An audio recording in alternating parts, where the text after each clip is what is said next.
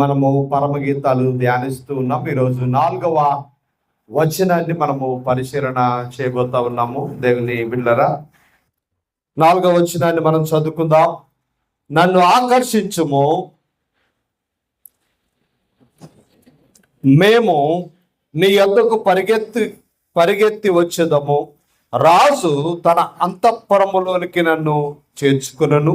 నిన్ను బట్టి మేము సంతోషించి ఉత్సాహించదము. ద్రాక్షరసము కన్నా నీ ప్రేమ ఎంతో ఎక్కువ స్మరించెదను.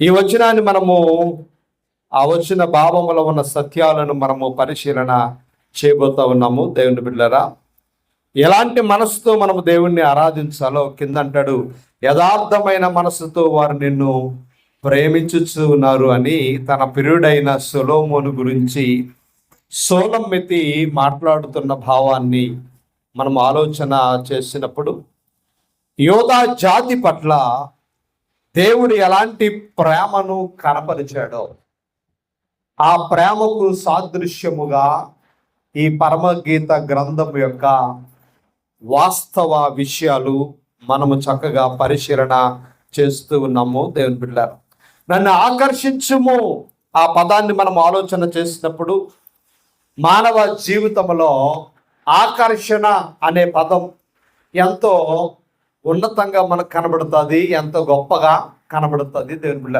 ప్రతి మనిషి ఇతరులను ఆకర్షించడానికి ప్రయత్నము చేస్తాడు. ఒక ఉద్యోగి తోటి ఉద్యోగులను ఆకర్షించడానికి, ఒక వ్యాపారస్తుడు కస్టమర్స్ను ఆకర్షించడానికి, అలాగే ఒక అధికారి, ఒక నాయకుడు తమ పార్టీలోకి ప్రజలను ఆకర్షించడానికి ప్రతి మనిషి ఎన్నో ప్రయత్నాలు చేస్తూ ఉంటారు. దేవుని బిడ్డలారా, కానీ ఇక్కడ సోలమ్మెతి అంటూ ఉంది, నన్ను ఆకర్షించుము. నిజంగా ఆ పదముల యొక్క భావాన్ని మనం ఆలోచన చేసినప్పుడు ఇది అబ్రహాము సంతతిగా పిలువబడే ఇజ్రాయేలు జాతికి చెప్పబడుతున్న పదం.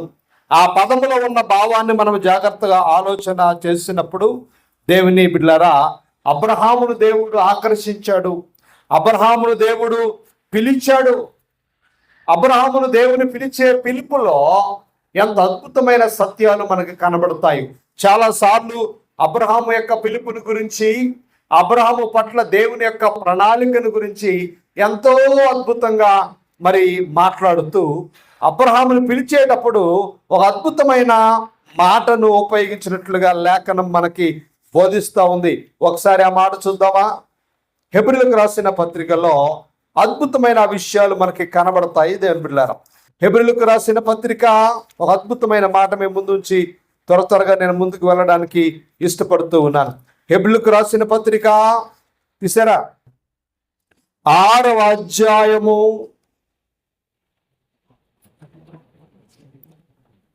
6వ అధ్యాయము జాగ్రత్తగా మాట మనం ఆలోచన చేసినప్పుడు దేవుని బిడ్డలారా, 13వ వచనము నుండి 14 చదివితే 13లో మనకు కనబడతాడు, దేవుడు అబ్రహామునకు వాగ్దానము చేసినప్పుడు తనకంటే ఏ గొప్పవాని తోడని ప్రమాణము చేయలేకపోయాను గనుక తన తోడు అని ప్రమాణము చేశాడట.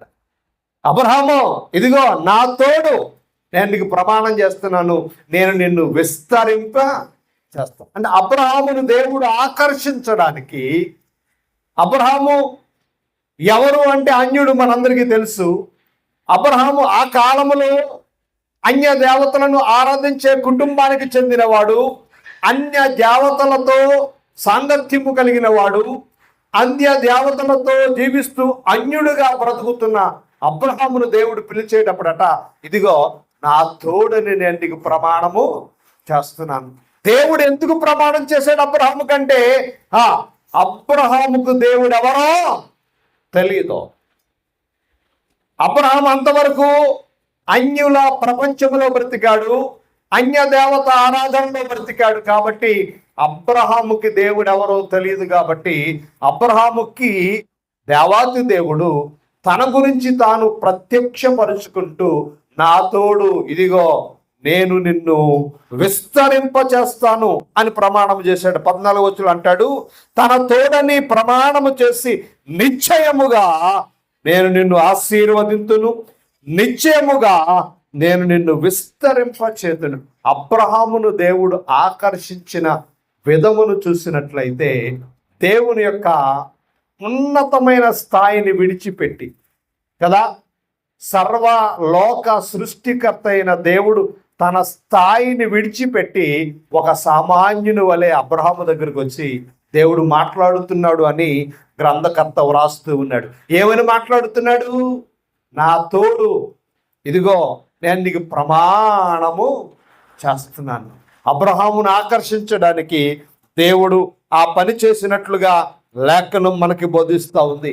అబ్రహాము దేవుని చేత ఆకర్షించబడిన తర్వాత చరిత్రలోకి మనం వెళితే ఓషియా గ్రంథంలో ఒక అద్భుతమైన మాట అతని గురించి రాయబడింది. ఒకసారి చూద్దామా? ఓషియా గ్రంథం మనందరికీ తెలిసిన మాటే. ఓషియా గ్రంథము 11వ అధ్యాయము 4వ వచనం. ఓషియా గ్రంథము 11వ అధ్యాయము 4వ వచనం అంటాడు, ఒకడు మనుషులను తోడుకొని పోవునట్లుగా స్నేహబంధములతో నేను వారిని బంధించి ఆకర్షించి తిని. స్నేహముతో బంధించాడు. ఎవరో? తండ్రి అయిన దేవుడు. ఎవరిని? అబ్రహాముని. అబ్రహామును దేనితో ఆకర్షించాడట? స్నేహం అనే బంధముతో ఆకర్షించి ఆ స్నేహములో అబ్రహామును బంధించి అబ్రహాము ద్వారా ఒక జాతిని పుట్టించాలని దేవుడు ఒక ప్రణాళికను సిద్ధపాటు చేశాడు. జాగ్రత్తగా ఈ మాటలు మనం ఆలోచన చేస్తే ఆకర్షించే అనే పదము దేవునికి ఇక్కడ వర్తించినట్లుగా లేఖనం మనకు కనబడతా ఉంది. దేవుని బిడ్డలారా, అబ్రహాము ఎవరిని ఆకర్షించాడు అంటే అబ్రహాము ఎవరిని ఆకర్షించలేదు, కానీ అబ్రహామునే దేవుడు స్నేహితునిగా ఆకర్షించాడు. ఈరోజు దేవుని బిడ్డలారా, సర్వలోకము కూడా సాతాను ఆకర్షించడానికి అనేక ప్రలోభాలను వాడు పెడతా ఉంటాడు.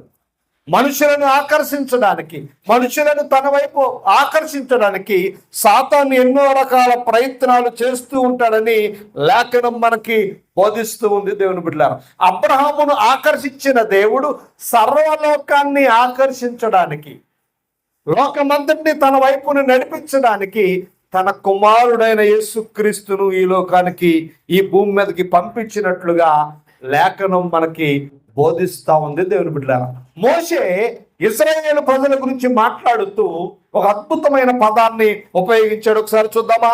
సంఖ్యాకాండము 21వ అధ్యాయం.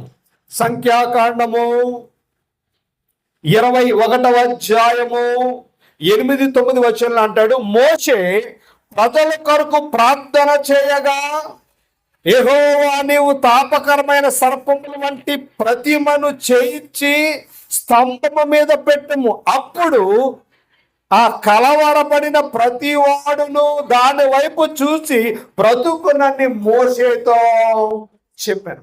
అక్కడ ఇశ్రాయేలీయులు తప్పు చేశారు. తప్పు చేసినప్పుడు అరణ్యముల్లో నుండి తాపకరమైన సర్పాలు వచ్చి ఏం చేశాయి? వారిని కరిచినప్పుడు అనేకులు చనిపోయేవారట. అలాంటి సందర్భంలో మరి దానికి విరుగుడేమిటి? ఆ సర్పపు యొక్క కాటు నుండి బ్రతకాలి అంటే విరుగుడేమిటంటే దేవుడు ఏమని చెప్పాడంటే, ఒక ఇత్తడ సర్పము యొక్క స్తంభాన్ని నీవు పెట్టమన్నాడు. ఏ స్తంభం? ఇత్తడి సర్పం యొక్క స్తంభం. అంటే పాము చేత కరిపించుకునేవాడు ఎవరి వైపు చూడాలి? ఎవరి వైపు? ఆ స్తంభం వైపు చూడాలి. ఇప్పుడు ఆ స్తంభం వైపు చూస్తే ఎలా చూడాలి? నిదానించి చూడాలి. అంటే చనిపోయే వారిని బ్రతికించే ఆకర్షణ ఎందులో ఉంది చెప్పండి? ఆ ఇత్తడి సర్పము యొక్క స్తంభములో ఉంది. ఇంతకీ ఈ ఇత్తడి సర్పాన్ని ఎందుకు ఎత్తమన్నాడు ఇశ్రాయేలు జాతికి? ఇంకా వేరే మార్గము లేదా? ఆ ఇశ్రాయేలు జాతి యొక్క ప్రాణాపాయ స్థితి నుండి కాపాడడానికి ఏకైక మార్గము దేన్ని ఎత్తమన్నాడు? ఇత్తడి సర్పం. ఆ ఇత్తడి సర్పము ఎవరినైతే ఆకర్షిస్తుందో వాడు ఆ బ్రతికి బట్టకడతాడు. ఎందుకు ఈ చరిత్ర మనము జ్ఞాపకం చేసుకుంటూ ఉన్నాము అంటే, యేసుప్రభుల వారు యూదుల యొక్క రక్షణ కొరకు మోషేకి ఏమిచ్చాడు? ఇత్తడి సర్పాన్ని ఇచ్చాడు. జాగ్రత్తగా ఈ మాట మనం గమనించాలి. మనం ముందుకు వెళితే దేవుని బిడ్డలారా, ఆ సర్పము, ఇత్తడి సర్పము ఎప్పుడైతే పైకి ఎత్తబడిందో దాన్ని ఎవడైతే నిదానించి చూశాడో వాడు మరణము నుండి రక్షించబడతాడు, మరణము నుండి తప్పించబడతాడు అని యోధా జాతికి దేవుడు ఒక నియమాన్ని పెట్టాడు. అదే నియమము క్రొత్త నిబంధనలో ప్రభు అయిన యేసు క్రీస్తు ద్వారా మనకు కనబడుతూ ఉంది. ఆ మాటను ఒకసారి చూద్దాము. యోహాను సువార్త 12వ అధ్యాయం, యోహాను సువార్త 12వ అధ్యాయము 32వ వచనంలో ప్రభు అదే విషయాన్ని జ్ఞాపకం చేస్తూ ఉన్నాడు.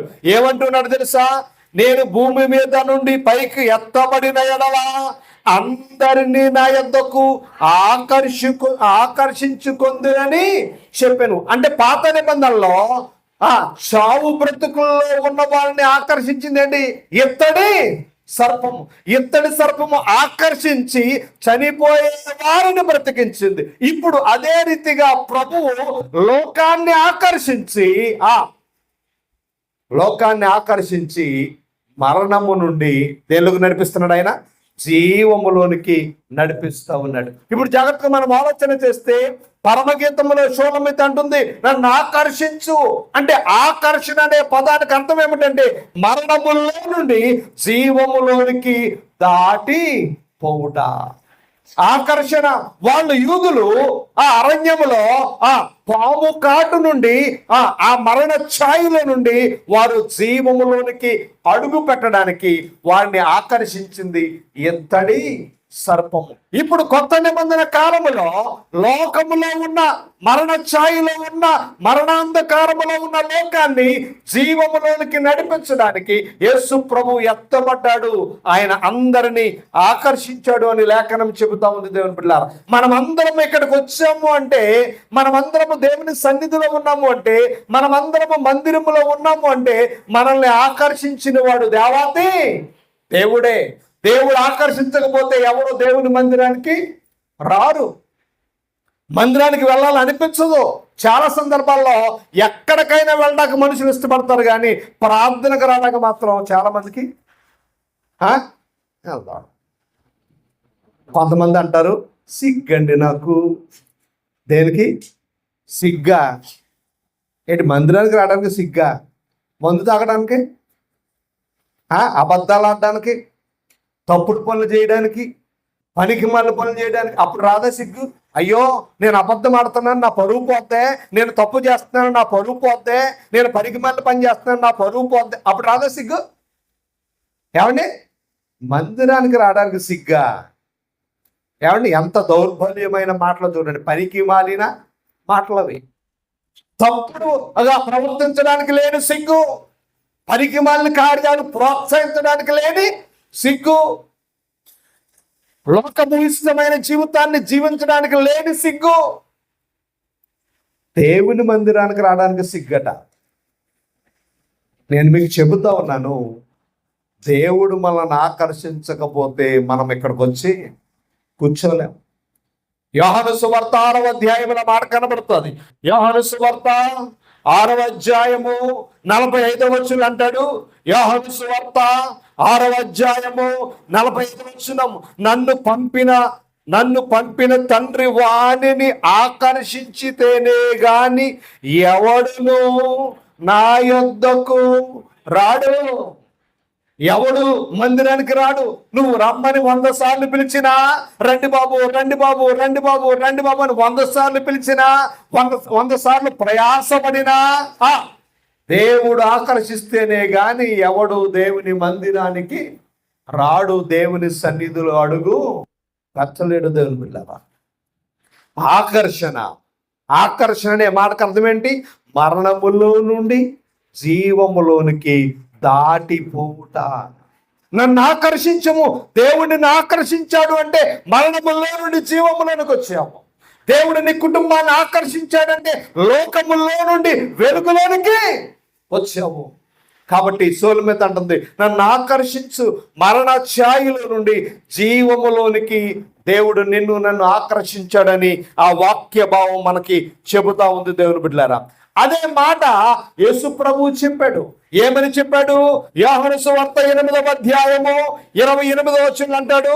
యోహాను సువార్త 8వ అధ్యాయము 28వ వచనం, కావున యేసు మీరు మనుష్య కుమారుని పైకెత్తినప్పుడు నేనే ఆయననని నా అంతట నేను ఏమీ చేయక నా తండ్రి నాకు నేర్పిన ఈ సంగతులను మాట్లాడుచున్నారు మీరు. నేను ఎత్తబడాలి. యేసుప్రభు ఈ భూమి మీదకి ఎందుకు వచ్చాడు? సర్వలోకాన్ని ఆకర్షించడానికి వచ్చాడు. ఎందుకు వచ్చాడు చెప్పాలి? యేసుప్రభు ఎందుకు వచ్చాడు? యేసుప్రభు ఎందుకు వచ్చాడంటే అనేక కారణాలు మనం నేర్చుకున్నాం.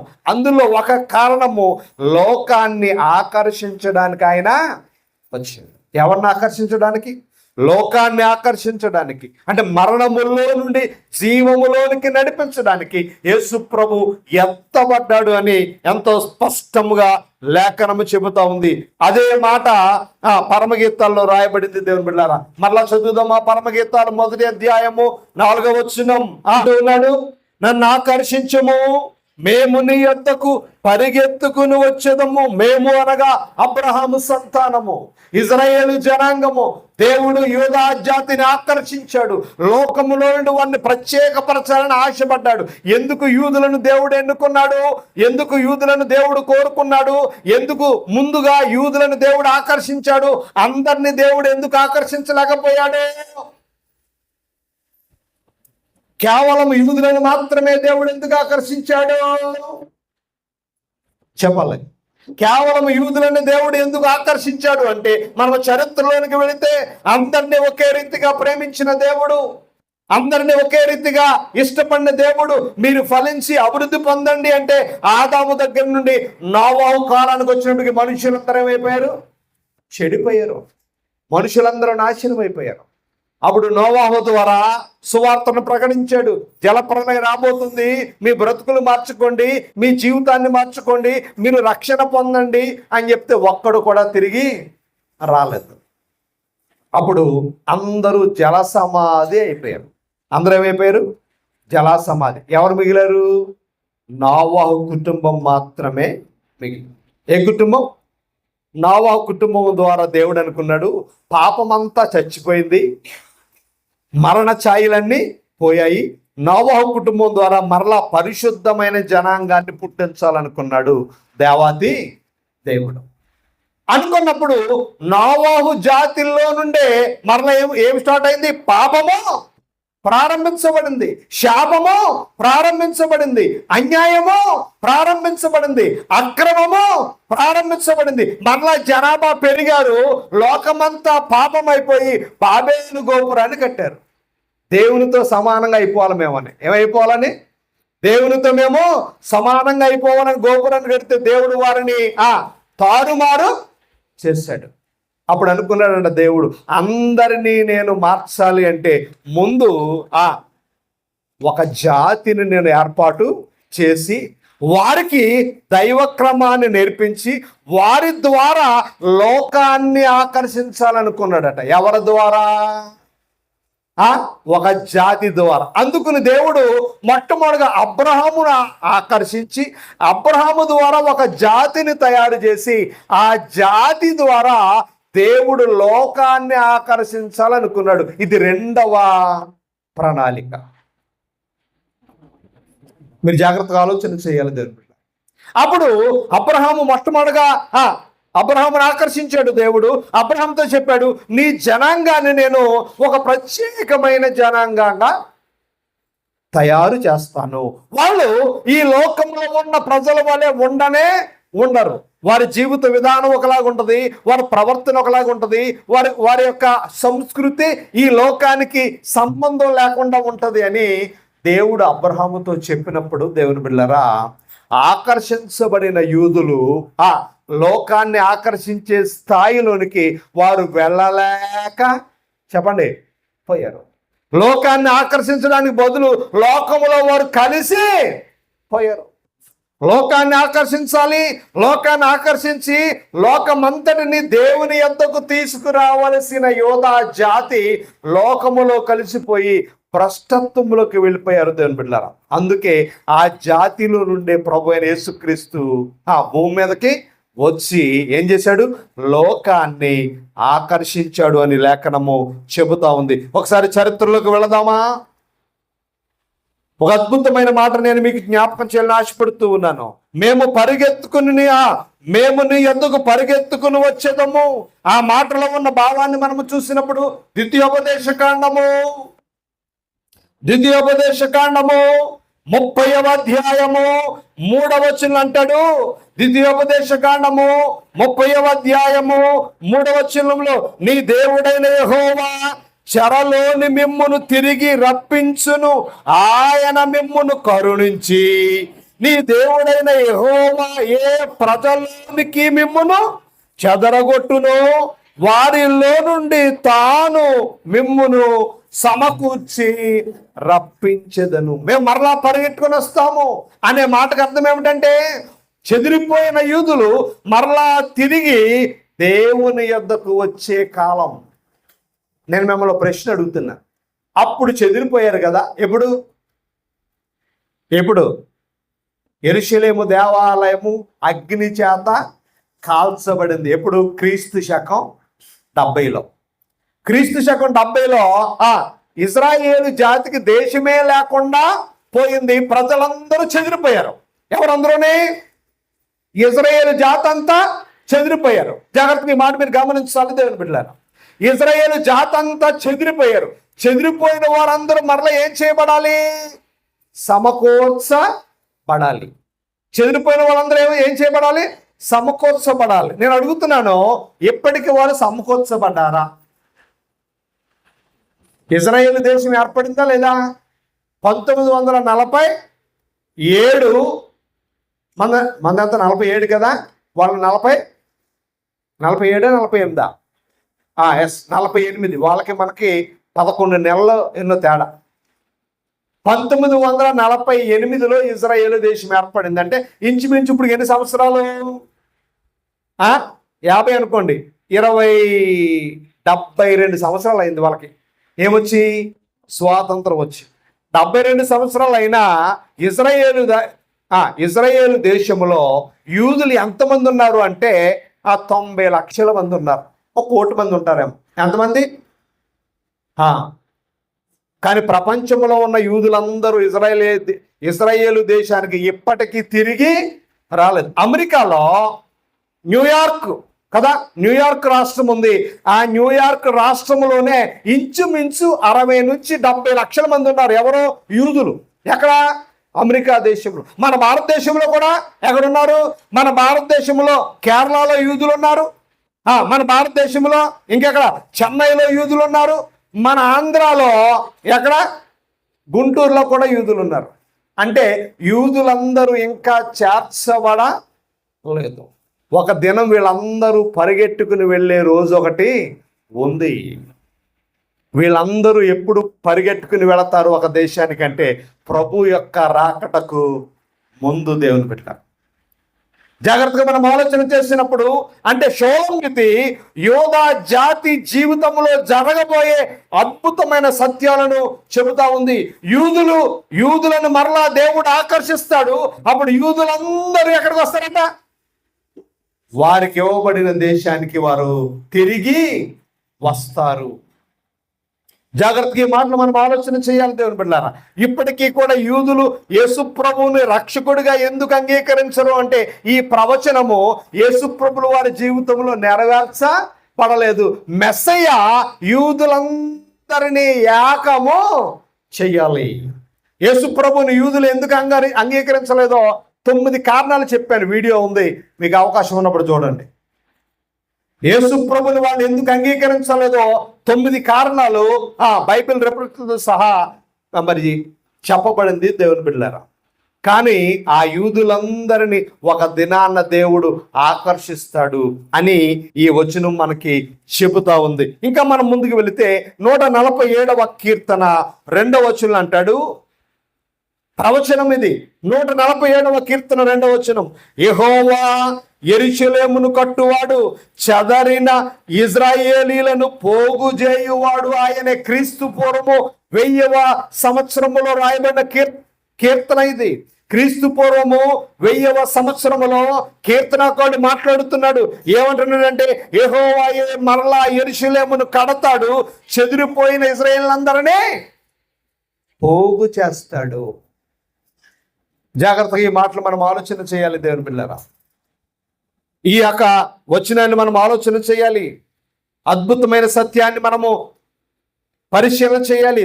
చెదరైన వారందరూ ఏం చేస్తారు? పరిగెత్తుకుని దేవుని దగ్గరకు వస్తారు. నన్ను ఆకర్షించము, మేము పరిగెత్తుకుని నీ యొద్దకు వస్తాము. చెదిరిపోయిన వారందరూ మరలా దేవుని యొద్దకు వస్తారు అని ఈ వచనం మనకు చెబుతా ఉంది దేవుని బిడ్డలారా.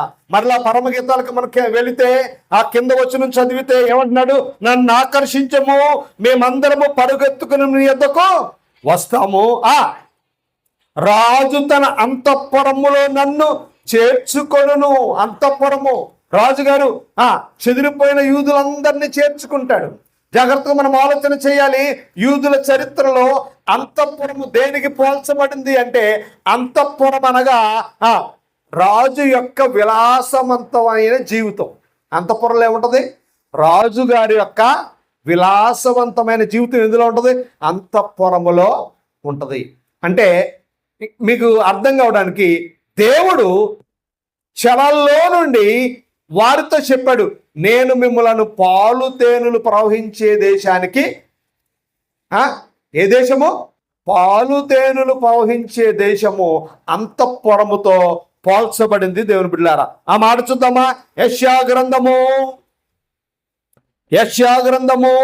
26వ అధ్యాయం. యెషయా గ్రంథము 26వ అధ్యాయము 21వ వచనంలో ఒక అద్భుతమైన మాట చెప్పబడింది. చదువుదాం జాగ్రత్తగా. నీవు వెళ్ళి నీ అంతఃపురములో ప్రవేశించుము, నీవు వెళ్ళి నీ తలుపులు వేసుకొని ఉగ్రత తీరిపో వరకు కొంచెము సేపు దాగియుండుము అంటున్నాడు ఇజ్రాయేలుతో దేవుడు. ఇజ్రాయేలుతో దేవుడు అన్నాడు, ఇదిగో ఒక దినాన్న మీరందరూ కూడా అంతఃపురములో ఆనందించే రోజు రాబోతా ఉంది. కానీ ఆ రోజు వచ్చే లోపులో మీరందరూ కూడా దాక్కుని ఉండాలి. ఇప్పుడు ఇజ్రాయేల్ దేశములో ఉన్న ప్రజలందరూ కూడా ప్రపంచంలో ఉన్న యూదులు ఎప్పుడైతే వస్తారా అని ఎదురు చూస్తూ ఉన్నారు. అందరినీ రమ్మని ఆహ్వానము పలుకుతానే ఉన్నారు దేవుని బిడ్డలారా. కానీ ఇప్పటికీ వాళ్ళు ఎక్కడికక్కడ స్థిరపడిపోయారు. యూదులు ఆయా దేశాలలో ఎక్కడికక్కడ స్థిరపడిపోయారని చరిత్ర మనకు చెబుతా ఉంది దేవుని బిడ్డలారా. వాళ్ళందరూ కూడా అంతఃపురానికి రాబోయే రోజు, పాలు తేనెలు ప్రవహించే దేశము. పాలు తేనెలు ప్రవహించే దేశం అంటే భౌతికమైన దేశం అని మీరు అనుకుంటున్నారేమో. పరమ కాణానికి గుర్తుగా అది కనబడుతూ ఉంది. అప్పుడు యూదులు వస్తారు, అన్యులు కూడా వస్తారు. ఆ రాజ్యము దేవుని రాజ్యం అని లేఖనం మనకు చెబుతా ఉంది దేవుని బిడ్డలారా. అంతఃపురము దేవుని రాజ్యానికి సూచనగా కనబడుతుంది. ఇజ్రాయేలు కాలములో అంతఃపురము పాలు తేనెలు ప్రవహించే రాజ్యానికి సూచనగా కనబడుతూ ఉంది దేవుని బిడ్డలారా. ఇప్పుడు మనము ఎక్కడున్నాము అంటే పాలు తేనెలు ప్రవహించే రాజ్యం అనే సంఘములో ఉన్నాము. ఎందులో ఉన్నాం చెప్పండి? పాలు తేనెలు ప్రవహించే రాజ్యం. ఏంటది? దేవుని సంఘం. దేవుని సంఘం అంటే సమృద్ధి కలిగిన సంఘము. దేవుని సంఘం అంటే ఆశీర్వాదానికి నిలయము. దేవుని సంఘం అంటే దేవుని యొక్క తేజో మహిమ నిలుచు స్థలము. అలాంటి సంఘములో మనం ఎవరము అంటే మనమందరము సంఘములో జీవము కలిగిన, చెప్పండి, రాళ్ళు. మనమందరం ఎవరు చెప్పండి? జీవము కలిగిన రాళ్ళు మనమందరం. సంఘము ఒక కట్టడం అయితే ఆ కట్టడంలో మనమందరము జీవము కలిగిన వారమని లేఖనం చెబుతా ఉంది దేవుని బిడ్డలారా. లోకానికి మనకి తేడా ఏమిటంటే, లోకములో ఉన్న మనుషులకు దేవుని సంఘములో ఉన్న మనుషులకు తేడా ఏమిటంటే, దేవుని సంఘము జీవము కలిగినది అని లేఖనము చెబుతా ఉంది. దేవుని సంఘాన్ని దేవుడు ప్రేమించాడు, దేవుని సంఘాన్ని దేవుడు ఆకర్షించాడు. దేవుని సంఘాన్ని దేవుడు మరణములో నుండి దేనిలోకి తెచ్చాడు? జీవములోనికి తెచ్చాడు దేవుని బిడ్డ. కాబట్టి లోకములో మీకు ఏం కలుగుతుందో తెలుసా? లోకములో మీకు శ్రమ కలుగుతుంది అని యేసు ప్రభువు వారు ముందే చెప్పాడు. లోకంలో ఏం కలుగుతుంది? లోకంలో శ్రమ కలుగుతుంది. నేను లోకాన్ని జయించాను. దాని అర్థం ఏంటి తెలుసా? మీ జీవితంలో కూడా మీరు శ్రమలను జయిస్తారు. వేటిని జయిస్తారు? శ్రమలను జయించాలి. శ్రమ అనుభవంలో నుండి జీవం కలిగిన అనుభవంలోనికి ముందుకు రావాలని లేఖనం చెబుతా ఉంది దేవుని బిడ్డలారా. జాగ్రత్తగా మనం ఆలోచన చేస్తే మరొకసారి ఆ మాట చదువుదామా? రాజు తన అంతఃపురములోనికి నన్ను చేర్చుకొనును, నిన్ను బట్టి మేము సంతోషించి ఉత్సహించదము, ద్రాక్షారసము కన్నా నీ ప్రేమ ఎక్కువగా స్మరించదము, యథార్థమైన మనసుతో వారు నిన్ను ప్రేమించుచు ఉన్నారు. ఎలాంటి మనస్సుతో మనము దేవుణ్ణి ప్రేమించాలి? అంతఃపురములోనికి చేర్చబడిన మనము, దేవుని సంఘం అనే రాజ్యములోనికి చేర్చబడిన మనము దేవుణ్ణి ఎలా ఆరాధించాలట? దేవుణ్ణి ఎలా ఆరాధించాలి? దేవుణ్ణి ఎలా ఆరాధిస్తే మన జీవితాలు ఫలవంతంగా ఉంటాయి? ఆరాధించడం అంటే పాటలు పాడడం అని మనం అనుకుంటున్నాం. ఆరాధించడం అంటే వాక్యం చదవడం అని మనం అనుకుంటున్నాం. ఆరాధించడం అంటే వాక్యం చెప్పడం అని మనం అనుకుంటున్నాము. ఆరాధించడం అంటే వాక్యం వినడం అనుకుంటున్నాము. కానీ దేవుని బిడ్డలారా, ఎలా ఆరాధించాలంటే దేవుణ్ణి ఎలా ఆరాధించాలి? ఎంత క్లియర్గా సంతోషించి ఉత్సహించాలి. చాలా మంది పాట పాడమంటే దేవుణ్ణి శాంతాన్ని ఎందుకు వచ్చావు? మానేచ్చు కదా. ఎలా ఆరాధించాలి దేవుణ్ణి? ఉత్సహించాలి కదా. పెళ్ళైన కొత్తలో పెళ్లి కొడుకు పెళ్లి కూతురు ఎలా ఉంటారు? మాట్లాడరేంటి? అందరూ పెళ్ళి అయిపోయినారు కదా. ఎలా ఎంత ఉత్సాహంగా ఉంటారు? ఒక ఉద్యోగం వచ్చినప్పుడు, కొత్త ఉద్యోగం, ఎవరికి రాని ఉద్యోగం నీకు వస్తే ఎంత ఉత్సాహంగా ఉంటావు? నీ జీవితంలో ఒక అద్భుతమైన కుమారుడు కలిగితే, కుమార్తె కలిగితే నువ్వు ఎంత ఉత్సాహంగా ఉంటావు? నువ్వు అనుకున్నది సాధించి ఒక మంచి ఇల్లు కడితే ఎంత ఉత్సాహంగా. అదేంటే దేవుని దగ్గరికి వచ్చినప్పటికి నువ్వు పాడు, నువ్వు వెళ్ళు, నువ్వు పాడు. అందుకే మన జీవితాల్లో ఎదుగులేదు, బొదుగులేదు. ఎలా రావాలి దేవుని మందిరానికి? అంతఃపురములకు ఎలా రావాలి? ఉత్సాహముతో రావాలి, హుషారుగా రావాలి. ఎన్నో బాధలు ఉంటాయి, కష్టాలు ఉంటాయి, నిందలు ఉంటాయి, అవమానాలు ఉంటాయి, పడిపోయిన పరిస్థితులు ఉంటాయి. అవన్నీ పక్కన పెట్టి నా దేవుడు సజీవుడు, నా జీవితాన్ని మార్చగలిగిన వాడు, నా బ్రతుకుని మార్చగలిగిన వాడు. శ్రమలు నన్ను ఏం చేయలేవు, కష్టాలు నన్ను ఏం చేయలేవు, నిందలు నన్ను ఏం చేయలేవు. ఇలాంటివి ఎన్నో వచ్చాయి, ఎన్నో పోయాయా?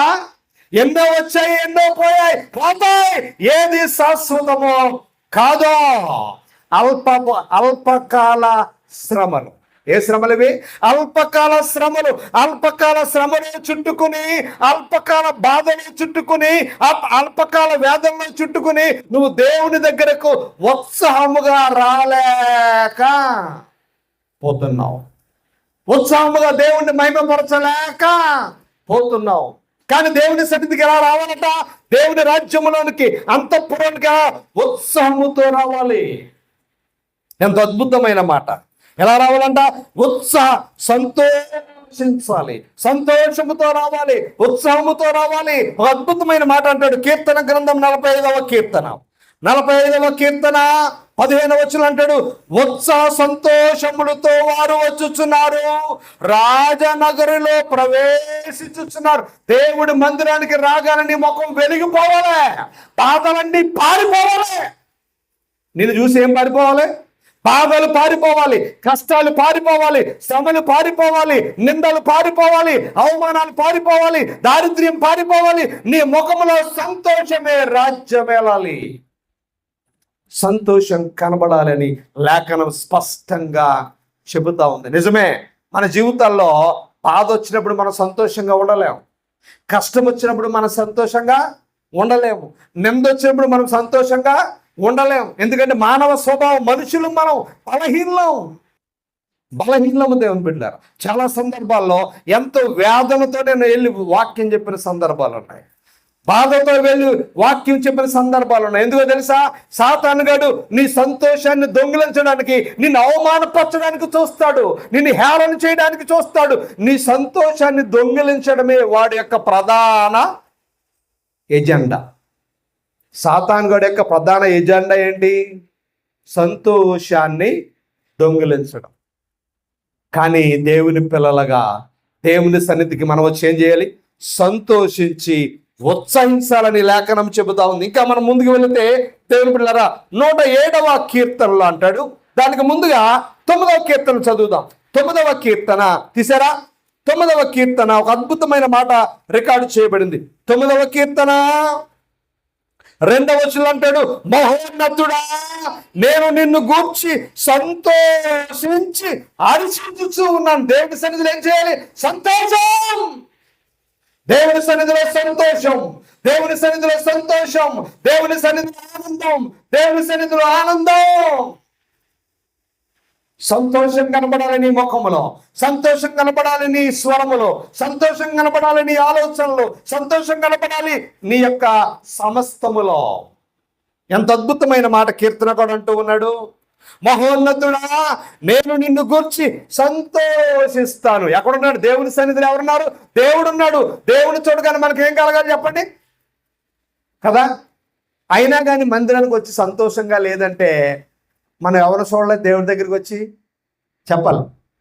దేవుని దగ్గరికి వచ్చి ఎవరు చూడలేదు? దేవుని దగ్గరికి వచ్చి దేవుణ్ణి చూడకపోతే నీకేం కలగదా? సంతోషం కలగదు. సంతోషం కలగాలి అంటే దేవుని సన్నిధిలో దేవుని నువ్వు చూడగలగాలి. దేవా నన్ను దర్శించు నాయన, దేవా నన్ను స్పర్శించు నాయన, దేవా నన్ను తాకు ప్రభువా, నీ స్పర్శను నేను అనుభవించాలని ఆశపడుతూ ఉన్నాను నాయన, నీ తాకిడిని నేను అనుభవించాలని ఆశపడుతూ ఉన్నాను నాయన. ఎప్పుడైనా ప్రార్థన చేసావా? దేవా నేను నీ మందిరానికి వచ్చాను, ఈ రోజు నువ్వు నన్ను తాకు ప్రభువా అని ఎప్పుడైనా మనం ప్రార్థన చేసామా? దేవుని సన్నిధిలో దేవుని స్పర్శను మనం అనుభవించాలి, దేవుని తాకిడిని మనము అనుభవించాలి. మరొక మాట చూద్దామా? 107వ కీర్తన 30వ వచనం అంటాడు అద్భుతమైన మాట. 107వ కీర్తన 30వ వచనములు, అవి నిర్మలమైనవి, వారు సంతోషించిరి, వారు కోరిన ఆ దేవునకు ఆయన రేవునకు ఆయన వారిని. నువ్వు సంతోషిస్తే నీ కోరిక, నీవు కోరిన రీతిగా దేవుడు నిన్ను నడిపిస్తాడు. నువ్వేం చేయాలి? సంతోషించాలి. నువ్వేం చేయాలి? దేవుని సన్నిధిలో సంతోషించాలి, దేవుని సన్నిధిలో ఆనందించాలి. దేవుని సన్నిధిలో నువ్వు సంతోషిస్తే నువ్వేం కోరుకుంటావో ఆ రీతిగా దేవుడు నిన్ను నడిపిస్తాడు అని లేఖనము చెబుతా ఉంది దేవుని బిడ్డ. ఇంకా మనం ముందుకు వెళితే 122వ కీర్తన అంటే ఒక అద్భుతమైన మాట. 122వ కీర్తన 1వ వచనం, యెహోవా మందిరమునకు వెళ్ళుదామని జనులు నాతో అనినప్పుడు ఏం చేయనట? సంతోషించాను. అదేంటో మందిరంలో అన్ని జ్ఞాపకం వస్తాయి. మనం మందిరంలో కూర్చోగానే మన పక్క వాళ్ళు అంటారు, ఇదిగా అలా జరిగిందంట కదా, ఇదిగో ఇలా జరిగిందంటారు. కానీ ఉన్న సంతోషం అంతా ఏమైపోతాయి? ఆవిరైపోయి ఇదేం గోళ. ఆ గోళ ఏదో ఇంటికాడ వదిలేయండి, అవన్నీ ఇంటికాడ విడిచిపెట్టండి. వెంటనే ఏమన్నా తెలుసా? ఎవరైనా మన సంతోషాన్ని డిస్టర్బ్ చేసే మాటలు మాట్లాడితే వెంటనే అనవలసిన భాష, సాతానా నా యొద్దనుండే అన్నాడా లేదా ప్రభు? ఏమన్నాడా? అన్నాడా? ఎవరిని అన్నాడు? పేతురుని ఏమన్నాడు చెప్పండి? పేతురుని ఏమన్నాడు? సాతానా నా యొద్ద నుండి పో, నా సంతోషాన్ని గలిబిలి చేసే ప్రతి దురాత్మ ఏలుబడి నా యొద్ద నుండి పారిపోవును గాక అనాలట. మన సంతోషాన్ని పాడు చేసే ప్రతి ఆలోచన, ప్రతి తలంపు, ప్రతి ఉద్దేశము, ప్రతి ఆచరణ ఆయన నామములో పారిపోవాలి. ఎందుకు తెలుసా? దేవుని నామములో మనం ఏం చేయాలి? సంతోషించాలి అని లేఖనం చెబుతా ఉంది దేవుని బిడ్డలారా. ఇంకా మనము ముందుకు వెళితే ఏమన్నాడు? సంతోషించడమే కాదు, ఆయనను మనము స్తుతించాలి. సంతోషించడమే కాదు, ఆయన మనం ఏం చేయాలి చెప్పండి? స్తుతించాలి. ఎలా స్తుతించాలి మనము ప్రభువుని? కొలసీ పత్రిక 12వ అధ్యాయం, క్షమించాలి, కొలసీ పత్రిక 1వ అధ్యాయం చూద్దామా? కొలసీ పత్రిక తీసారా, 1వ అధ్యాయము 12వ వచనం చదువురా. అందుచేత ఈ సంగతి విని, అందుచేత కొలసీ పత్రిక 1వ అధ్యాయము 12వ వచనం,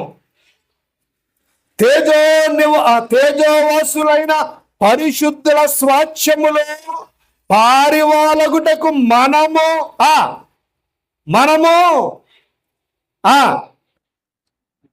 పాత్రలుగాను చేసిన తండ్రికి మీరు కృతజ్ఞతాస్తుతులు చెల్లింపవలెనని దేవుని బతిమాలుచున్నాను. అంటే దేవుని సన్నిధిలో కృతజ్ఞతాస్తుతులు చెల్లించాలి, సంతోషించాలి. రెండవది ఏం చేయాలి? కృతజ్ఞతాస్తుతులు చెల్లించాలి. యోబన్నాడు, యెహోవా ఇచ్చెను, యెహోవా తీసుకొనును. శ్రమ వచ్చిందా? దేవునికి స్తోత్రం. నిందొచ్చిందా? దేవునికి స్తోత్రం. అవమానం వచ్చిందా? దేవునికి స్తోత్రం. ఎవరైనా చనిపోయారా? చనిపోతే దేవుని స్తోత్రం ఏంటి అంటారు. అనరా? ఎడు చచ్చిపోతే నీకు స్తోత్రమా? కానీ యోబు ఏమన్నాడు చెప్పండి? యోబు ఏమన్నాడు చెప్పలే. పిల్లలు చచ్చిపోతే ఏమన్నాడు? యెహోవా ఇచ్చెను అని ఏమన్నాడు? ఆయన నామమునకు తీయండి ఏమన్నాడు? సరే చదవండి, ఎక్కడుంది? యోబు గ్రంథం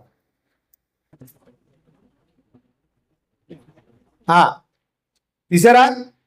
యోబు గ్రంథము ఎన్నో అధ్యాయము? యోబు గ్రంథము 21వ వచనం, నేను నా తల్లి గర్భము నుండి దిగంబరనై వచ్చి తిని దిగంబరనై అక్కడికి తిరిగి వెళ్ళెదను. యెహోవా ఇచ్చెను, యెహోవా తీసుకుని పోయెను, యెహోవా నామమునకు స్తుతి. ఎవరైనా వచ్చి పలానా మీ ఇంట్లో వాళ్ళు ఎవరైనా చనిపోయారు అనగానే ఏమన్నా దేవునికి స్తోత్రం. నేను కూడా ఒక దినాన్ని అక్కడికి వెళ్ళిపోతాను. దేవునికి స్తోత్రం. అయ్యో నా తండ్రి నాకంటే ముందుకెళ్ళిపోయాడు, దేవుని స్తోత్రం. నా తల్లి నాకంటే ముందుకెళ్ళిపోయింది, దేవుని స్తోత్రం. నా పిల్లలు నాకంటే ముందు వెళ్ళిపోయారు, ఒకవేళ దేవునికే స్తోత్రం. ఎందుకంటే నేను కూడా అక్కడికి వెళ్ళిపోవాలి. ఈ లోకము శాశ్వతమైంది. అది విశ్వాస జీవితం. అంత దమ్ముగా బ్రతకాలి విశ్వాసి. ఎప్పుడు సంతోషమే. ఎవరు ఉన్నా లేకపోయినా, ఎవరు మనల్ని విడిచిపెట్టి వెళ్ళినా వెళ్ళకపోయినా, మన జీవితంలో ఎలాంటి పరిస్థితి ఎదురైనా కానీ ప్రతిదానికి దేవుని స్తుతించాలి. స్తోత్రం. కేవలం ఆదివారం మాత్రమే కాదు దేవుని స్తుతించడం. ఆదివారం మాత్రమే కాదు దేవుని స్తుతించడం. అవకాశం ఉన్నప్పుడు మాత్రమే కాదు దేవుని స్తుతించడం. నిత్యము మనం ఆయన్ని స్తుతిస్తూనే ఉండాలి. దేవుని బిడ్డలారా, ఉద్యోగం పోయిందా? దేవునికి స్తోత్రం. ఓడిపోయావా? దేవునికి స్తోత్రం. పడిపోయావా? దేవునికి స్తోత్రం. ఆగిపోయావా? దేవునికి స్తోత్రం. ఆగిపోయిన జీవితాన్ని మరలా నడిపించగలిగిన వాడు దేవతే. దేవుడు పాడైపోయిన జీవితాన్ని తిరిగి కట్టగలిగిన వాడు దేవతే. దేవుడు కోల్పోయిన దాన్ని రెట్టింపుగా ఇవ్వగలిగిన శక్తి కలిగిన వాడు దేవతే. దేవుడు ఆయన నమ్మదగిన వాడు. ఆయన అన్యాయస్తుడు కాదు. ఆయన అన్యాయస్తుడు కాడు. దేవుని బిడ్డ, దేవుడు గొప్పోడైతే, మీ దేవుడు మంచోడైతే, అంగవైకల్యముగా చాలా మందిని ఏం చేశాడు? పుట్టించాడు కదా. కొంతమంది మూగవారిగా పుట్టారు, కొంతమంది గుడ్డివారిగా పుట్టారు. దేవుడు అన్యాయస్తుడు కానప్పుడు నిన్ను బాగా పుట్టించి ఆ వ్యక్తిని అలా ఎందుకు పుట్టించాడు అంటే ఎవరు చెప్పలేరు. మీ దేవుడు అన్యాయస్తుడు ఎందుకంటే కొంతమంది కాళ్ళు లేని వాళ్ళుగా పుట్టించాడు, కొంతమంది చేతులు లేని వాళ్ళుగా పుట్టించాడు, కొంతమంది గుడ్డు వాళ్ళుగా పుట్టించాడు, అనేక మందిని అవయవాల లోపాలతో పుట్టించాడు. దేవుడు అన్యాయస్తుడు. దీనికి ఆన్సర్ ఎవడు చెప్పలేడు అన్నాడు. ఉందా బైబిల్లో దానికి ఆన్సర్? అంటే చాలా ఉంది దానికి ఆన్సర్ బైబిల్లో. దేవుడు అన్యాయస్తుడు కానే కాడు. దేవుడు అన్యాయస్తుడు కానే కాడు. దేవుని బిడ్డలారా, ఎందుకో తెలుసా? దేవుని ఉద్దేశము వేరు, నీ ఉద్దేశము వేరు. దేవుని ప్రణాళిక వేరు, నీ ప్రణాళిక వేరు. దేవుని ఆలోచన వేరు, నీ ఆలోచన వేరు. పౌలు గారు వెళతా ఉంటే ఏమంటే ఆయన నీడపడి చనిపోయిన వారు కూడా తిరిగి లేచారు. ఏం పడి? నీడపడ చనిపోయిన వారు తిరిగి లేచారు. ఓ రోజు పౌలు గారు ప్రార్థన చేస్తున్నాడు. నాయన, నాలో ఒక బలహీనత ఉంది ప్రభు, నాలో ఒక బలహీనత ఉంది, దీన్ని తీసేయంటే దేవుడు అన్నాడు, నా కృప నువ్వు హెచ్చిపోకుండానట్లు నీకు ఒక ముళ్ళు ఉంది. మనలో కూడా లోపాలు ఉంటాయి. లోపమున్న దేవుని కొరకు బలమైన పాత్రగా మనము వాడబడతాము నీవు నమ్మితే. అంగవైకల్యము దేవుణ్ణి మహిమపరచడానికి ఆటంకమేమే కాదు దేవుని బిడ్డలారా. మీరు గూగుల్లోకి వెళ్ళి ఆవిడ పేరు మర్చిపోయాను, 8,000 పాటలు రాసింది ఆవిడ. ఎన్ని వేల పాటలు? బ్లైండ్, కళ్ళు లేవు ఆవిడకి, ఏమి లేవు. ఎన్ని పాటలు రాసింది? క్రైస్తవ ప్రపంచానికి అద్భుతమైన పాటలు. ఆమెకి ఎన్ని ప్రైజులు వచ్చాయో, ప్రపంచవ్యాప్తంగా ఎన్నో ప్రైజులు వచ్చాయి, ఎన్నో దేశాలు తిరిగింది కదా. మనందరికీ తెలుసు నిక్ ఆయన పేరు కదా. కాళ్ళు లేవు, మనం అన్నీ ఉండి ఎందుకు పనికిరాం? మనం అన్నీ ఉండి మనం ఎందుకు పనికిరాం? కాళ్ళు లేవు అతనికి, చేతులు నీకు పెళ్ళి ఎలాగవుద్ది, నీకు పెళ్ళి ఎలా అవుద్ది అని ఎడగానే చేసేవాడు అందరూ. ఏమి లేవు నీకు, కాళ్ళు లేవు. ఎంతమంది పిల్లలు? ఎంతమందిరా? 4 పిల్లలు. ఎంత అందంగా ఉన్నారు చూసారా? అది అంగవైకల్యం ఉన్న దేవుడు నిన్ను మహిమపరచగలిగిన గొప్ప. నువ్వు దేవునికి స్థానం ఇస్తే, నువ్వు దేవునికి అవకాశం ఇస్తే, కాళ్ళు లేకపోయినా దేవుడు నిన్ను మహిమపరుస్తాడు, చేతులు లేకపోయినా దేవుడు నిన్ను మహిమపరుస్తాడు, కళ్ళు లేకపోయినా దేవుడు నిన్ను మహిమపరుస్తాడు, అవయవాలు ఏమి పని చేయకపోయినా దేవుడు నిన్ను చెప్పాలి మహిమపరచగలిగిన శక్తివంతుడు దేవాతి దేవుడు. మోషే అన్నాడు, నాకు మాట్లాడటం రాదంటే నిన్ను స్వస్థపరుస్తాను, నిన్ను స్వస్థపరిచి యెహోవా నేనే అన్నాడా? నువ్వు అలాగే నత్తోడిగానే ఉండు, నీకు బదులు మాట్లాడడానికి ఏమని ఎడతాను? నీ అన్న అహరో కొన్ని సందర్భాల్లో దేవుడు స్వస్థతలు చేయడు, కొన్ని సందర్భాల్లో దేవుడు అద్భుతాలు చేయడు. ఆ నత్తోడుగానే పుర్తుగాడు, నత్తోడుగానే చనిపోయాడు. ఎవరో? మోషే. కానీ గొప్ప కార్యాలు చేశాడా? నేషనల్ లీడర్, యోధా జాతికి అంతర్జాతీయ నాయకుడు. ఏ నాయకుడు? అంతర్జాతీయ నాయకుడు. ఎవరు? లోపాన్ని కలిగిన వాడు. ఏ లోపము? మాట్లాడడం సరిగా రాని లోపాన్ని కలిగిన మోషేను దేవుడు వాడుకున్నాడు. దేవుడు అన్యాయస్తుడు కాడు. నువ్వు కాళ్ళు లేకపోయినా, చేతులు లేకపోయినా, అవయవాళ్ళు ఏది పని చేయకపోయినా, దేవా నన్ను వాడుకో అంటే నిన్ను వాడుకోగలిగిన శక్తివంతుడు దేవాతి దేవుడు. అవయవాలు లేని వారే దేవుణ్ణి మహిమపరుస్తూ ఉంటే, అవయవాలు లేని వారే లోకాన్ని జయిస్తూ ఉంటే, నేను అంటున్నాను అన్ని ఉండి మనం ఎంతగా దేవుణ్ణి మహిమపరచాలి. ఏమీ లేనివాడు, అవయవాల లోపాలు కలిగిన వాడు దూసుకుపోతూ ఉంటే, అన్ని ఉండి నువ్వెందుకు అలాగే ఆగిపోయావు? అన్ని ఉండి నువ్వెందుకు స్థిరపడలేకపోతున్నావు? అన్ని ఉండి నువ్వెందుకు అభివృద్ధి చెందలేకపోతున్నావు అంటే నీలో ఏదో లోపం ఉంది. అందుకే నీ జీవితాల్లో అభివృద్ధి లేదు, అందుకే నీ జీవితాల్లో ఆశీర్వాదం లేదు, అందుకే నీ జీవితాల్లో ఫలాలు లేవు. ఒక IAS ఆఫీసర్ ఉన్నాడు, ఒక ఆయనకి అంగవైకల్యం. పుట్టినప్పటి నుంచి కాళ్ళు చేతులు సరిగ్గా పనిచేయవు. ఎవరో ఒకరు లేపి కూర్చోబెట్టాలి. ఆయన IAS ఆఫీసర్ దేవుని పెట్టారు. ఎందుకు ఈ మాట చెప్తున్నాను? నీ అభివృద్ధికి అంగవైకల్యము ఆటంకము కాదు, ఆటంకము కానే కాదు దేవుని బిడ్డ. దేవుడు నమ్మదగిన వాడు. శ్రమల్లో నువ్వు దేవుని స్తుతించాలి, కష్టంలో దేవుణ్ణి నువ్వు స్తుతించాలి.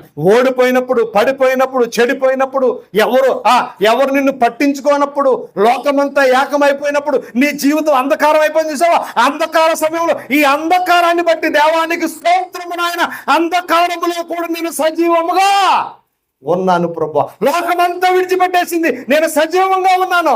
స్నేహితులు విడిచిపెట్టేశారు, నా వల్ల ఏ ఉపయోగం లేదని నా స్నేహితులు విడిచిపెట్టేశారు. ఈడెందుకు పనికిరాని వాడు, పనికిరాందని బంధువులు విడిచిపెట్టేశారు. లోకమంతా నాకు ఒక ముద్ర పడిపోయింది, పనికిరాంది, పడికినాడు వాడని లోకమంతా నాకు ముద్ర వేసింది ప్రభు. అయినా నన్ను నిలబెట్టావు, దేవానికి స్తోత్రం. దేవుణ్ణి మహింపరచాలి నీవు, దేవుణ్ణి గణపరచాలి నీవు. దేవుడు నీ జీవితాన్ని స్థిరపరచడానికి ఆ వయసుతో కూడా సంబంధము లేదు. చాలా మంది అనుకుంటారు వయసులో ఉంటేనే ఆ పని చేయగలను, వయసులో ఉంటేనే ఈ పని చేయగలను, వయసు లేదు కదా అంటారు. ఏదైనా పని చేయమంటే ఏమంటారా? రాజుగారు ఈ వయసులో ఏం చేస్తానులే అంటే, తింటావా? చెప్పాలి, తింటావా? ఈ వయసులో ఉన్నవాడి కంటే 2 ముక్కలు కొంత సాంబార్ ఎట్టుగా. వయసులో ఉన్నవాడి కంటే ఎక్కువ తింటాక మన బాడీ పనిచేస్తుందే. దేవునిపై పని చేయడానికి వయసుతో కూడా సంబంధము లేదు. దేవుని బిడ్డ, ఆయన శక్తి ఇవ్వగలిగిన వాడు, స్థిరపరచగలిగిన వాడు, అద్భుతాలు చేయగలిగిన వాడు, నమ్మదగిన వాడు దేవాతే. దేవుడు, దేవా నా బలాన్ని వాడుకో, నా బలమంతా పాడైపోయింది, నువ్వు బాధపడకో, నా వయసు అంతా అయిపోయింది, నువ్వు బాధపడకో, వయసు అయిపోయినా బలం అయిపోయినా నువ్వు నిలబడితే నిన్ను బలపరిచి వాడుకోగలిగిన శక్తివంతుడు దేవాతే దేవుడు. అద్భుతమైన కార్యాలు చేయగలిగిన వాడు దేవాతే దేవుడు. పాత నిబంధనలో మీరు భక్తులను చూసుకోండి, అందరూ వయసు అయిపోయినే దేవుడు వాడుకున్నాడు. అబ్రహాం వయసు ఎంత? మోసే వయసు ఎంత? 80 దాటాక రమ్మన్నాడు. ఎప్పుడు? ఎన్ని దాటాక? వయసులో ఉన్నవాడిని పిలవచ్చు కదా. 4 మంది ఉన్నారా? వయసులో ఉన్నాళ్ళు లేరా? పిలిచాడా? చాలామంది అంటారు వయసు అయిపోయింది బాబు, నేనే ఏం చేస్తాను బావా కదా. వయసుతో సంబంధం లేదు నువ్వు దేవుని కొరకు నిలబడ్డానికి. మన యొక్క బలహీనతతో సంబంధం లేదు దేవుని యొక్క నిలబడ్డానికి. నీ బలహీనతలు, నీ వయసు, నీ ఆరోగ్యము దేవుని కార్యాలు చేయడానికి ఆటంకము కాదు అని లేఖనం చెబుతా ఉంది దేవుని బిడ్డలారా. కాబట్టి మనం ఏం చేయాలంటే అన్ని విషయాలు ఏం చేయాలి? కృతజ్ఞతాస్తుతులు చెల్లించాలి, దేవుణ్ణి మహిమపరచాలని లేఖనం చెబుతా ఉంది దేవుని బిడ్డలారా. ఒక మాట చదువుకుని మనం ముగింపులోకి వెళ్ళిపోతాం. కొలస్సీ పత్రిక 2వ అధ్యాయము, కొలస్సీ పత్రిక 2వ అధ్యాయము 7వ వచనం చదువుదామా? కొలస్సీ పత్రిక 2వ అధ్యాయము 7వ వచనం. మీరు నేర్చుకొనిన ప్రకారము విశ్వాసమందు స్థిరపరచబడుచు కృతజ్ఞతాస్తుతులు చెల్లించుటయందు విస్తరించుచు ఆయన యందు నడుచుకొనుడి. కృతజ్ఞతాస్తుతులు చెల్లించడంలో విస్తరించాలట. విస్తరించాలి. కృతజ్ఞతాస్తుతులు ప్రతి ఇంట్లో వినబడాలి. ప్రతి ఒక్కరూ కూడా దేవుణ్ణి మహిమపరచాలి, ప్రతి ఒక్కరూ కూడా దేవుణ్ణి ఘనపరచాలి. ఎక్కడ చూసిన కృతజ్ఞతాస్తుతులే కనబడాలి, కృతజ్ఞతాస్తుతులే వినబడాలి. దేవుడు నమ్మదగిన వాడు, నా జీవితాన్ని ఆయన మారుస్తాడు, నా జీవితాన్ని ఆయన స్థిరపరుస్తాడు అని ముందుగానే మనం దేవుణ్ణి మహిమపరచాలి. చాలా మంది ఏమనుకుంటారు, నువ్వు నాకు ఆ పని చేస్తే నేను ఈ పని చేస్తాను. అలా అనుకోవడం తప్పు కాదు సుమా, అనుకోవచ్చు. కానీ అలా అనుకుని దేవా నువ్వు నాకు ఆ పని చేయి, దానికి ముందుగా నేనేం చేస్తాను? దేవుడు మనకు చేయబోయే పనికి ముందుగా మనం అడ్వాన్స్గా ఉన్నాం అనుకోండి, దేవుడు ఏమంటాడు? మనకంటే అడ్వాన్స్గా చెప్పలే ఉంటాడు. దేవా ఇదిగో నువ్వు నాకు లక్షిస్తే వచ్చాక కాదు, ముందే ఇదిగో ఈ 10,000 నీకే. అడ్వాన్స్గా నువ్వు దేవుని కొరకు ముందుగానే ఉంటే, దేవుని కొరకు ముందుగా నువ్వు సిద్ధపడితే, దేవుని సన్నిధికి వచ్చే విషయంలో నేను ముందుంటాను డబ్బులు ఇస్తామని చూడండి. ముందున్నవాడు అవసరమైతే గంటేసి నీరసంగా ఉంది నించోలేను తీసేసుకుంటాను కదా. ఏదన్నా ఉపయోగపడింది వస్తే ముందుంటాం. కానీ దేంట్లో ముందుండాలంట? దేవుని పనిలో ముందుండాలి. 10:30 కాదు, 10:25 నేను ముందు ఉండాలి. 5 నిమిషాలు నేను ముందు ఉండాలి. లోకానుసారమైన వాటికి నువ్వు ముందుంటావు. ట్రైన్కి వెళ్ళేటప్పుడు ఎంత ముందు ఉండాలండి బావగారు? ఎంతసేపు ముందు ఉండాలి? ఇదే చెప్పాలి. ట్రైన్కి వెళ్ళే ముందు ఒక అరగంట ముందు కాదు. ఫ్లైట్కి అయితే 2 గంటలు. మరి దేవుడి దగ్గరకు అంటే ఫ్లైట్ కంటే గొప్పవాడు దేవుడు, ట్రైన్ కంటే గొప్పవాడు దేవుడు. అందుకే మన జీవితాల్లో గొప్ప కార్యాలు లేవు, చెప్పుకోవడం ఏమో. దేవుని పనికి నువ్వు ముందుండు చూడు. ఈ వారం నేను దేవుని కొరకు ముందుంటాను. దేవుని కొరకు ముందుండు చూడు. దేవునికి ఇచ్చే విషయంలో, దేవుని సన్నిధికి వచ్చే విషయంలో ముందుండు చూడు. నన్ను పరిశోధించమన్నాడు ఆయన. ఏమన్నాడు? నాకు ఇచ్చే, నన్ను పరిశోధించు నాకు ఇచ్చే. నా సన్నిధిలో నిలబడి నన్ను పరిశోధించు. నేను సమర్థున్నా అసమర్థున్నా, ఇచ్చేవాడినా ఎవరైనా, మాట తప్పేవాడినా మోసగండా, నన్ను పరిశోధించని చెప్పాడు దేవాతి దేవుడు. పరిశోధిస్తున్నావు నువ్వు దేవుణ్ణి? దేవుని సన్నిధికి ముందు వచ్చి నువ్వు దేవుణ్ణి పరిశోధించు చూడు. వచ్చే వారం చూద్దాం ఎంతమంది ముందు వస్తారో. మైక్ పనిచేయదు కదా, మైక్ పనిచేయదు. వచ్చే వారం ఎంతమంది ముందు వస్తారో, 10:30కి ఎంతమంది ఉంటారో చూద్దాము. దేవునికి స్తోత్రం కదా. దేవునికి ప్రథమ స్థానం ఇచ్చేవాళ్ళు ఎప్పుడూ దేవునికి ముందుగా ఉండడానికి ఇష్టపడతాడు దేవుడు బిడ్డలారా. దేవునికి ముందుండడానికి ఇష్టపడేవారు నమ్మదగిన దేవుని బిడ్డలారా. ఓ పాస్టర్ గారు నేను వాక్యం చెప్పడానికి పిలిచాడు. జ్వరం. ఎన్ని గంటలకి? పాస్టర్ గారు ఫోన్ చేశాను, అయ్యగారు నేను రాలేనండి, జ్వరం వచ్చేసింది. చాలా ఎక్కువ జ్వరం, మామూలు జ్వరం. సాధారణంగా నాకు జ్వరం రాదు, 3 సంవత్సరాలకు 4 సంవత్సరాలకు ఒకసారి వస్తుంది. అప్పుడు గ్యాప్ వస్తానండి దానికి. 4 సంవత్సరాలకు ఒకసారి వచ్చిందంటే మామూలుగా ఓపెన్ నన్ను ఆడేసుకుంటుంది. ఫుల్ జ్వరం. పాస్టర్ గారు ఫోన్ చేశాను, సరేలేండి పాస్టర్ గారు, ఈ లోపల ఎవరినన్నా ప్రయత్నం చేస్తానంటే. ఆయన చాలామందికి ఫోన్ చేశాడట. ఎవరు ఫోన్ చేసినా ఎవరు అందుబాటులో లేరు. మళ్ళీ ఫోన్ చేశాను, అయ్యగారు అలాగొచ్చి కూర్చోండి అన్నాడు. అలాగొచ్చి అప్పుడు నేను మా అబ్బాయిని తీసుకుని, సంతోషం తీసుకుని, ట్యాబ్లెట్ వేసుకుని, దేవా నీకే స్తోత్రం అని వెళ్ళిపోయాను. మొత్తం మీద 8 గంటలకు వెళ్ళానండి. ఆ మందిరంలో అడుగుపెట్టి కూర్చున్నాను. జ్వరం కదా నాకేం పెట్టకుండా కొన్ని పాలు ఇచ్చారు అంతే. అదేంటో కానీ ఆ పాలు తాగిన తర్వాత జ్వరం పోయింది. వాక్యం చెప్పాను, ప్రార్థన అయిపోయింది, ఇంటికి వచ్చాను. మరలా జ్వరం రాలేదు ఇప్పుడు వరకుని, ఇప్పటి వరకు రాలేదు. నేను అబద్ధం చెప్పట్లా. దేవుని కొరకు మనం నిలబడితే ఆయన సిగ్గుపరిచేవాడు కాదు. దేవుని కొరకు నిలబడితే ఆయన అవమానపరిచేవాడు కాదా. నిలబడి చూడాలి మనం. కష్టంలో దేవుని కొరకు నేను నిలబడతాను నాయన. ఎవడు దేవుడి మహిమను లోకానికి చూపించగలడు? నీవే దేవుని మహిమను లోకానికి చూపించగలవు. నువ్వు నిలబడి చూడాలి. నేను నిలబడతాను దేవుని కొరకు. కష్టం వచ్చిందా, నష్టం వచ్చిందా, అనారోగ్యం వచ్చిందా, ఆర్థిక ఇబ్బందులు పీకేస్తున్నాయా, పడిపోయానా, నిలబడతాను దేవుని కొరకు అని నిలబడి చూడు. దేవుడు నిన్ను అద్భుతంగా నిలబడతాడు. నిన్ను అన్నవారే ముక్కు మీద ఏలేసుకుంటారు. నిన్ను అవమానపరిచిన వారు నీ దగ్గరికి పరిగెట్టుకుని వస్తాడు. ఎందుకంటే ఆయన నిలబెట్టగలిగిన సమర్థుడు, నిలబెట్టగలిగిన శక్తివంతుడు. ఉత్సహించాలి దేవుని కొరకు, సంతోషించాలి దేవుని కొరకు, కృతజ్ఞతాస్తుతులు చెల్లించాలి అని లేఖనం చెబుతా ఉంది. దేవుని బిడ్డలారా, చివరిగా అంటాడు ఒక అద్భుతమైన మాట చదువుకుని మనము ముగించేసుకోవాలి. మనం ఎలా ఉండాలంటే యథార్థముగా ఆయనను ఆరాధించాలట. ఎలాగ ఆరాధించాలి? ఒకసారి చదువుదామా మాట. సోలం మీద ఏమంటా ఉందో, యథార్థమైన మనస్సుతో.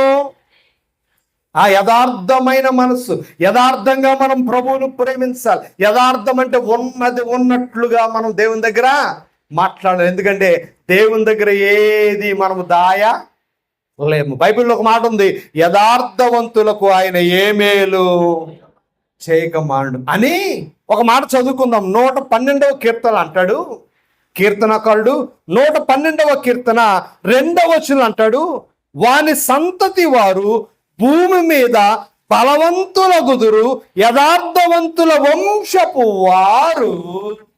చెప్పాలి, దీవించ. యథార్థత దేవుడు కోరుకుంటాడు. నువ్వు పడిపోయావా, దాంట్లో కూడా యథార్థత కావాలి. నువ్వు ఓడిపోయావా, దాంట్లో కూడా యథార్థత. చెడిపోయావా, దానిలో కూడా యథార్థత. యథార్థతను చూసే దేవుడు మోసాన్ని చూసి సహించేవాడు కాదు, అన్యాయాన్ని చూసి సహించేవాడు కాదు, కపటాన్ని చూసి సహించేవాడు కాదు, మాయను చూసి సహించేవాడు కాదు. నాయన నేను పడిపోయాను ప్రభువా, తల్లవలసండి ప్రార్థన చేసుకో. నేను పడిపోయాను నాయన,